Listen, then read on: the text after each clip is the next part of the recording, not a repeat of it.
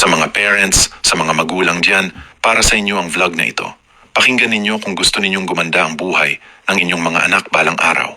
Real talk lang. May kilala akong 2 tao, pareho silang graduate. Yung isa nagsimula sa 25K na sahod, yung isa naman 85K.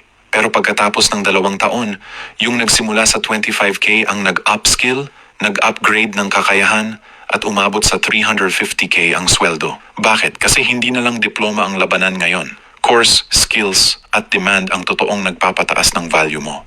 Maraming kabataan ngayon ang pumipili ng kurso dahil uso, dahil sinundan ng barkada, o dahil maganda lang pakinggan. Pero hindi nila tinitingnan kung in-demand ba ito, may opportunity ba abroad, at may growth ba sa sahod. Kaya ito ang totoo, pumili ng kursong may future.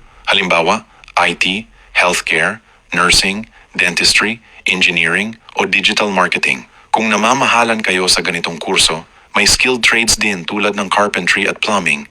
May mga training na available sa TESDA. Sa huli, ang sweldo mo ay nakabase sa skills mo at sa value mo sa market. Ang sarap sigurong pakinggan balang araw na sasabihin ng anak ninyo, Mommy, Daddy, ito ang ticket. Magbakasyon kayo kahit saan ninyo gusto.